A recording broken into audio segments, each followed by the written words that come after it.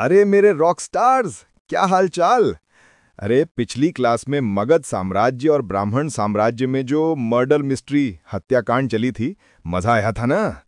अजातशत्रु ने बिंबिसार को और उदयन ने अजातशत्रु को खचाक, पुष्यमित्र ने बृहद्रथ को, वासुदेव ने देवभूति को और शिमुक ने सुशर्मा को खचाक।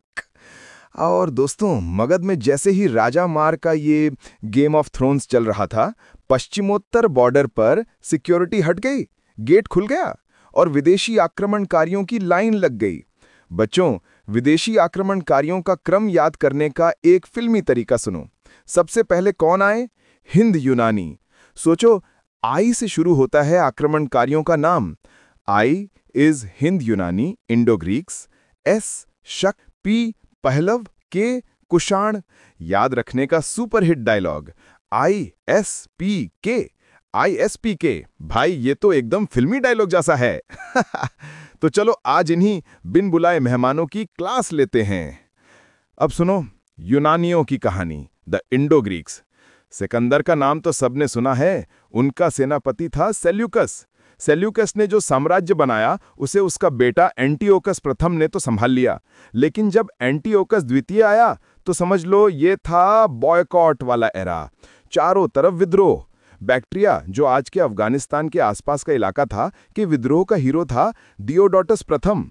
ये भाई साहब इतने महान थे कि इनके वंशज आए और भारत पर आक्रमण कर दिया। भारत पर सबसे पहला आक्रमण करने वाला यूनानी कौन? डेमीट्रियस। डेमीट्रियस ने 190 ईसा पूर्व में अफगानिस्तान, पंजाब, सिंध सब लपेट लिया। इसने शाकल, जो आज का सियालकोट है, अपनी राजधानी बनाया। इसे ही कहते हैं हिंद यूनानी। ये आए तो थे लूटने, लेकिन हमारे साथ इतने घुल मिल गए कि कहलाए इंडो ग्रीक। द ग्रेटेस्ट यूनानी मिनेंडर। अब आती है इस फिल्म के सुपरस्टार की एंट्री। मिनेंडर 165 से 145 ईसा पूर्व। ये इतना विख्यात हुआ कि क्या बताएं। इसकी राजधानी शाकल तो शिक्षा का हॉटस्पॉट बन गई थी। मिनेंडर के मन में ज्ञान की खुजली हुई। ये पहुंच गया अपने बौद्ध भिक्षु नागसेन नागार्जुन के पास। मिनेंडर ने बौद्ध धर्म की दीक्षा ली और फिर शुरू हुआ इतिहास का सबसे बड़ा Q&A सेशन। मिनेंडर: गुरुजी, आत्मा क्या है? गुरुजी, पुनर्जन्म क्यों? मिनेंडर ने इतने सवाल पूछे कि नागसेन ने सारे जवाबों की एक किताब ही छाप दी। नाम रखा मिलिंद पन्हों, यानी मिलिंद के प्रश्न। इस पर 5 स्टार लगा लो। एग्जाम वालों का ये पेट सवाल है। भाई साहब, हिंदी यूनानियों में कुछ काम बड़े तगड़े किए जो एग्जाम में सीधे छपते हैं, तो ध्यान से देखो। अचीवमेंट 1, पैसा। हिंदी यूनानी वो पहले शासक थे जिन्होंने ऐसे सिक्के जारी किए जिन पर राजा का नाम और चेहरा साफ साफ छपा था। Achievement 2, gold. भारत में सबसे पहले सोने के सिक्के इन्हीं हिंदी यूनानियों ने जारी किए। एकदम गोल्ड डिगर थे ये। Achievement 3, art. ये अपने साथ ग्रीक आर्ट लाए। इसी से इंडिया में बनी मिक्स आर्ट, गांधार कला, मतलब इंडियन फेस पर Greek body. Achievement 4, shutter close. नाटक में पर्दा गिराने का ट्रेंड यही लाए थे। पर्दे को संस्कृत में कहते हैं यवनिका। क्यों? क्योंकि यवन यूनानी लाए थे। यानी सीन चेंज का क्रेडिट इनको ही जाता है। तो चलो हम भी पर्दा गिराते हैं और सीन चेंज करते हैं। यूनानियों का चैप्टर क्लोज। अब कौन आया? शक, द स्काइथियंस। शक कहां से आए थे? मध्य एशिया से। क्यों आए थे? चरागाह की खोज में। शकों की थी 5 शाखाएं। ये एक दूसरे से इतनी अलग थीं जैसे आज के सोशल मीडिया ग्रुप्स हों।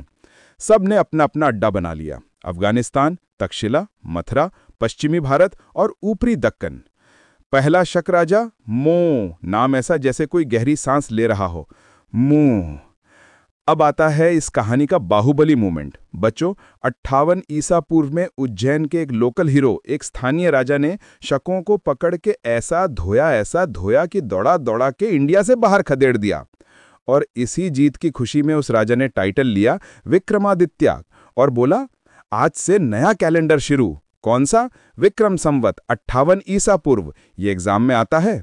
ये विक्रमादित्य का टाइटल इतना वायरल हुआ कि बाद में जो भी राजा तगड़ा काम करता यही टाइटल ले लेता। इतिहास में टोटल 14 विक्रमादित्य हुए हैं, जिसमें सबसे फेमस थे चंद्रगुप्त द्वितीय। जितनी भी शाखाएं थी शकों की, सबसे लंबी चली पश्चिमी भारत वाली। क्यों? क्योंकि उन्होंने गुजरात के समुद्री व्यापार से खूब पैसा कमाया और चांदी के सिक्के दबा के चलाए।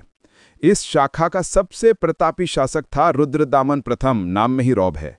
इसका शासनकाल 130 से 150 ईस्वी। इसने क्या किया? काठियावाड़ की एक पुरानी झील थी सुदर्शन झील, जिसे मौर्यों ने बनवाया था। ये टूट फूट गई थी, तो रुद्रदामन ने कहा अपुन ही करेगा इसका जीर्णोद्धार। और सुनो, रुद्रदामन का एक और कारनामा, ये संस्कृत का बड़ा प्रेमी था। इसने ही सबसे पहले शुद्ध संस्कृत में एक लंबा चौड़ा अभिलेख जारी किया, गिरनार अभिलेख। इससे पहले सब अभिलेख प्राकृत में होते थे। शक राजा खुद को क्या कहते थे? क्षत्रप, जैसे आज लोग खुद को बॉस कहते हैं, वैसे ही। शक गए। अब एंट्री पार्थियाई या पहलव यानी द पार्थियंस। ये कहां से आए थे? ईरान से। इनका बस एक ही राजा याद रखना है। अरे नाम देखो, गोडोफर्निस। बच्चों, इनकी कहानी में एक बड़ा ट्विस्ट है। इसी गोडोफर्निस के टाइम पर सेंट टॉमस ईसाई धर्म प्रचारक भारत आए थे। यानी ये आक्रमणकारी धर्म और संस्कृति का एक इंटरनेशनल एक्सचेंज भी लेकर आए। इंडिया में क्रिश्चियनिटी की एंट्री। पहलव को बाय बाय। अब एंट्री लेता है सबसे ताकतवर ग्रुप कुषाण, द कुशानाज। एकदम तगड़ी धाकड़ एंट्री। ये कुषाण कौन थे? यूची कबीले के लोग थे, जिन्हें तोखरी भी कहते थे। यूची कबीला 5 कुलों में बंटा और एक कुल बन गया कुषाण। संस्थापक कुजुल कडोसिसिस। नाम देखो, लगता है कफ सिरप का ब्रांड है। कुजुल ने कुषाण की नींव रखी। लेकिन इस वंश का असली बाहुबली, असली रॉकस्टार था कनिष्क। कनिष्क जैसे ही ये गद्दी पर बैठा, 78 ईस्वी में बोला अपुन भी कैलेंडर चलाएगा। कौन सा? शक संवत। रुको सर, शक संवत कुषाण राजा ने शुरू किया? जी हाँ, यही तो गुगली है। ये शकों को हराने के उपलक्ष्य में नहीं, बस 78 एडी में शुरू हुआ, और यही कैलेंडर आज भारत सरकार यूज करती है। Very very important. राजधानी पुरुषपुर, पेशावर, और दूसरी राजधानी मथुरा, मतलब यूपी पाकिस्तान दोनों का वर। कनिष्क बौद्ध धर्म के महायान संप्रदाय को मानता था, यानी ये थे बौद्ध धर्म के मॉडर्न लवर्स। कनिष्क के समय ही चौथी बौद्ध संगीति हुई। ये वही मीटिंग थी जहां बौद्ध धर्म हीनयान और महायान में बंट गया। कहां हुई? कुंडलवन, कश्मीर। अध्यक्ष कौन? वसुमित्र। नोट, टीनी जनरल पेन चाओ ने कनिष्क को हराया था, यानी कनिष्क की फिल्मी कहानी में एक विलन भी था। बच्चों, कुषाणों को सोने से बड़ा प्यार था। इन्होंने भारी संख्या में सोने के सिक्के जारी किए। लेकिन ये पॉइंट यूपीएससी का है, इनके सोने के सिक्के गुप्तों के सिक्कों से भी ज्यादा शुद्ध थे। The most pure gold coins, 24 carat.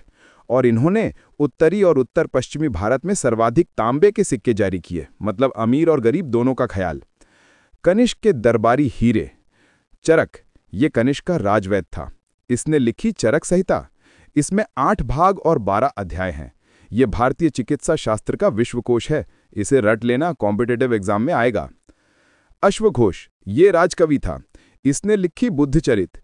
इसे बौद्धों का रामायण कहते हैं। वसुमित्र, इसने महाविभाष सूत्र लिखा। इसे बौद्ध धर्म का विश्वकोश कहते हैं। नागार्जुन, ये थे भारत के आइंस्टाइन।